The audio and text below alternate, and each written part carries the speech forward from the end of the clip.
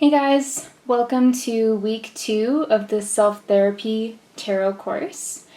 Today I'm going to be showing you guys sort of a quick exercise that you can do with your tarot cards, and this is really going to be something that helps you to read cards better, just in any situation, whether you're doing a self-therapy reading or you're reading for someone else about any subject. This is something that you can do as an exercise. So this is really just a method of telling a story with your tarot cards. And you may already, if you have had a deck of cards for a while, you may have already sort of practiced this technique. You may have sort of intuitively done this, but this is really going to help you to develop a more intuitive relationship with the cards. I like to do this, especially at first, without any sort of question in mind or any sort of story in mind.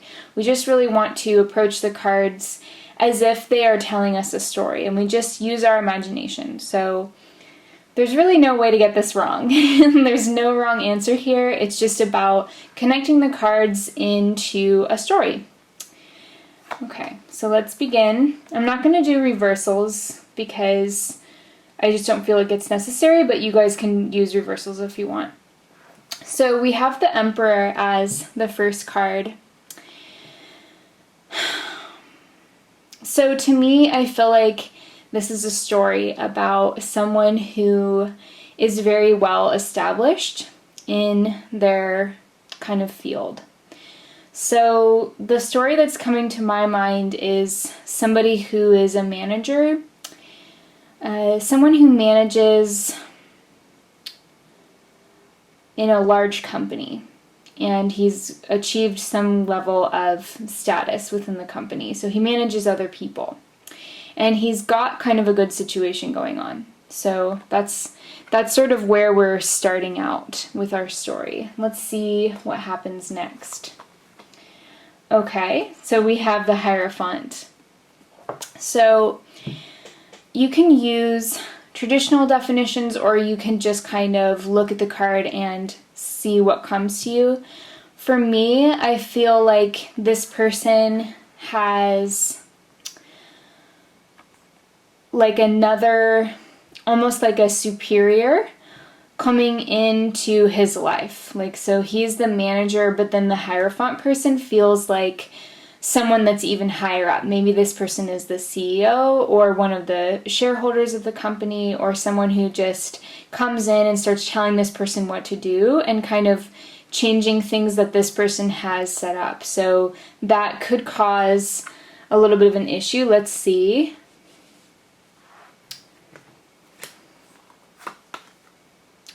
Six of Swords. Okay. So what came to my mind right away here was that this manager, he really doesn't like the way that the company is going with this new sort of CEO person.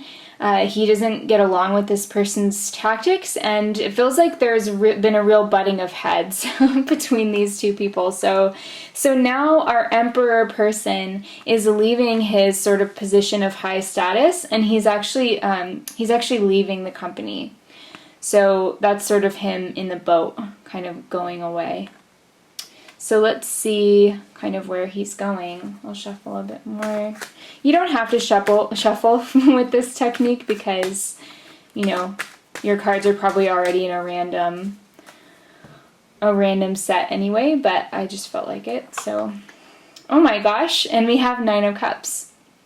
So this person goes on a job interview and feels that he's got it. He's kind of feeling like the cat's in the bag. He's just sort of waiting for the return call and just feeling very pleased with how things have gone. He's definitely feeling like maybe this situation where he left was, now he's realizing that it was probably a good thing in the long run, and he's happy because this new job looks like it's really going to work out.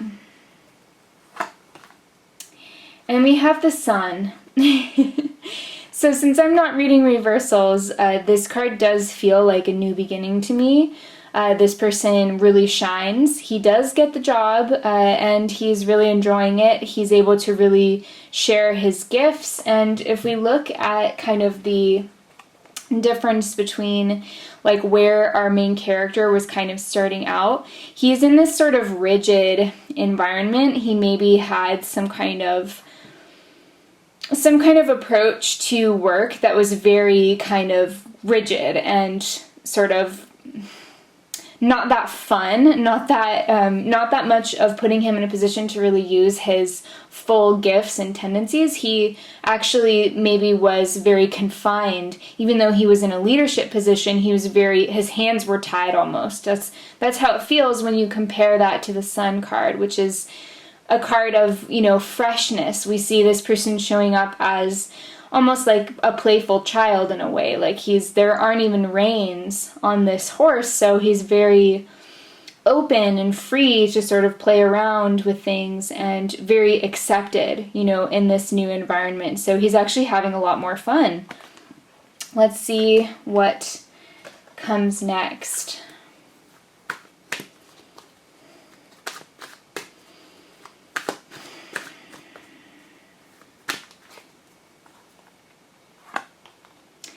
So the King of Cups. So probably because this person is in a new environment where he's able to be more expressive of his gifts, he starts to feel a little bit more, he starts to feel like a little bit more gentle as a person. He's feeling like, if we were to compare these, it's like where he's at now, he's gotten this kind of sense of, like he's almost wanting more emotion in his life. It feels like maybe in the past he was sort of single and very focused on work, and now that work is actually better for him, he's wanting to sort of turn his attention to other areas of life. So he maybe wants to have a family or to, start dating again after, a period of mainly just focusing on his career. And we have the King of Pentacles, all these personality cards. So it does feel to me like this person, the way that he goes about looking for new connections in his life, maybe he feels a little bit held back by his emphasis on career. Like, even though he is in this place of, enjoying his work and being more playful, it feels like he's having a really hard time kind of separating himself from his financial focus and his career focus. It's like there's these two kind of parts that are sort of at war within him, where he, on the one hand, really wants to start dating and, meeting new people and connecting on a more emotional level. But there's this kind of emphasis in his persona, like this is who he sees himself as, the King of Pentacles. He's having a hard time opening up in relationships. So he's going on dates and maybe even sort of presenting himself as this kind of successful person, and he's maybe not really attracting the kind of people that he wants to really connect with. So he's just having a little bit of a hard time like meeting people. We have the Hermit. Okay, talk about hard time meeting people. So he decides to kind of stop looking for a romantic partner and really just look within. He realizes that because he's had these difficulties and, he's been sort of externally focused, as we've seen, on identifying with his career and his financial success, he decides to really look inward. So maybe he goes on like a meditation retreat, which takes him, away from his normal life. A lot of major arcana coming up here. Page of Wands. Okay, so now this person realizes that he actually wants to do more art or become more creative as a person. And that's what he sort of finds out, is that he's got this sort of inner child energy that really wants to live itself out through him. So he wants to start maybe painting or doing something more creative and making more time for that. And so that kind of becomes his focus, is sort of this creative self-expression. Now I'm going to take these cards down, and let's just see 3 cards for sort of the end of the story. So now we have this person who's gone from, a very rigid, career-focused, very sort of dry individual who lost his job through butting heads with his superiors. He, finds a better job, but he's still kind of missing some pieces in his life. He thinks another person, a romantic partner will give him that, but that doesn't work. So he turns inward and realizes that he has latent artistic tendencies. Now let's look at the last 3 cards to see sort of where that takes this person. 5 of Cups, the Chariot, and the 2 of Cups. That's great. So, okay, let's see. So the 5 of Cups makes me feel like this person does pursue his art, like we saw with the Page of Wands over here. And I'm feeling like he writes a book. He writes a book and publishes it, and he doesn't get the success that he's wanting. So he's a little bit disappointed. And that leads to sort of a period of a few months where he kind of regroups, and he's been going through this big process of spiritual growth and transformation, but he doesn't really see where it's all going to land yet. And so part of him maybe loses a little bit of faith in this process. But then the Chariot energy comes in, and he realizes that he has control over his destiny, and that, all he really needs to do in order to succeed is to work on aligning himself and all of his inner energies with the goals that he sets out for. So he has to be really in alignment with what he wants to do. And in order to do that, he really finds that he did have sort of conflicting desires still, even though he had gone within and sort of realized these tendencies to be like an author or a creative person. He realizes that, he was still kind of pursuing that with an emphasis on like getting the approval of others. Like he was still imagining himself as, a successful author, and seeing himself as, someone who sells a lot of books, and putting a lot of emphasis on like the external approval rather than kind of like the inner world that matters more to him in the long run. So once he realizes that, he really takes the power back into his own hands. He harnesses his energies and the forces that sort of create his destiny, and he gets them under his control. So he realizes that this is all a spiritual process for him. All of the difficulties that he's experienced have led him to this place of empowerment, and he feels true to himself, perhaps for the first time ever in his life. He feels completely true to himself, and he doesn't care so much about what other people think. And he's just really kind of along for the ride. He's ready to sort of approach life from an adventurous perspective and with less emphasis on like the outcomes that he receives. He's really just living in the moment. And all of that kind of empowering energy creates a situation where he, continues with his art, he continues with his career, and those kind of things end up becoming more balanced in his life. And he actually does attract a romantic partner. And he meets this person, and it just feels like love at first sight. And, they really get along, they have mutual interests, and it's someone who kind of supports like the way that he wants to express himself and live. So it just looks like a really positive outcome for this person, as far as, he's been through some challenges that we've seen. And it all kind of leads to this place of finding like a divine union with a person that, really kind of gets him and understands him. And then he can express himself with his art more creatively. So he just gets kind of all these different areas of his life more I wouldn't say under his control, but with the Chariot, it is about being able to direct, the different pieces of your life. So he really ends up kind of getting a handle on things and, attracting someone to share them with. So that's just a really easy kind of way to sort of read the cards in a story format. You're really just kind of laying out cards and connecting them to see, what happens.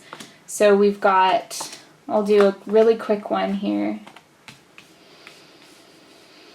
You can also just lay them all out and then just kind of see what comes to you. Well, the World card makes me feel like this is a student graduating from college. So it feels like this person is graduating with a degree in sort of like the sciences. It makes me feel like almost I'm getting kind of like marine biology or something, because we do have some water in these other cards. Well, this person graduates and they have a hard time getting a job, or they're sort of feeling like their skill sets are very specific and they're having a hard time kind of making ends meet and paying off their loans. They're sort of juggling a part-time job or a job in a field that isn't totally related to what they're doing. So this person could be working, at a dock or, somewhere near the ocean, but they're not actually doing science work. They're just kind of vaguely around that. And so they want to kind of pursue that more, but they also have to hang on to the pentacle that represents kind of like paying their rent and paying back their student loans and all of the things that you sort of have to do, to just take care of yourself. And so this person's kind of juggling that need with finding a job that really sustains their passion, which they actually studied for.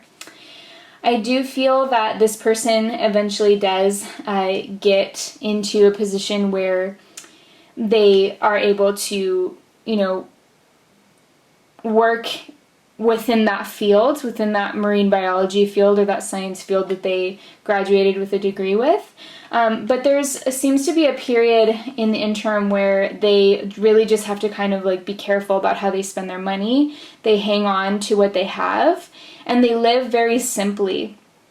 And they really just keep looking for more opportunities and kind of just holding out and staying strong, maintaining a sense of determination that they will find it and, doing their best to kind of make ends meet in the meantime. And then with Judgment, I do see, something coming together. This cross here, for me, makes me feel like two kind of lines are intersecting. So something comes together for them. They meet up with, an organization that needs someone with the skills that this person has. So they may actually end up having to travel or, doing something that they weren't expecting. Like maybe they thought they were going to be working in the Pacific Ocean. And then they, get this offer that's actually in the Atlantic. Or to me, there's like this surprise that happens where it's like they move across the country, but they still really like what they do. And they're, waking up to like what they've been called to do, as a scientist or as somebody who works in the environment. They're actually achieving their calling. That's the Judgment card. So they do get what they want, but there's a sense of something being unexpected about it. And so yeah, so there's that really quick way of doing it with just laying out the cards and sort of seeing what comes up. So that is sort of the narrative method or like the storytelling method of reading cards. You can do this as practice, and I recommend that you do.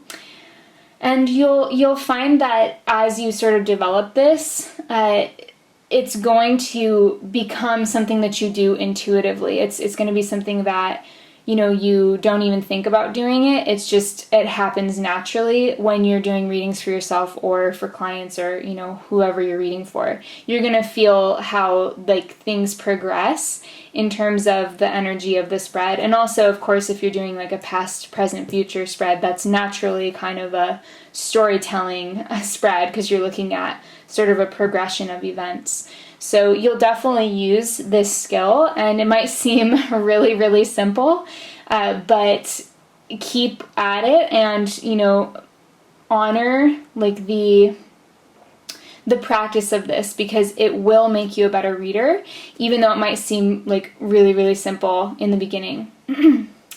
Okay, guys, I hope you guys try this out at least, once a day or a few times over this week, and I will talk to you in the next video.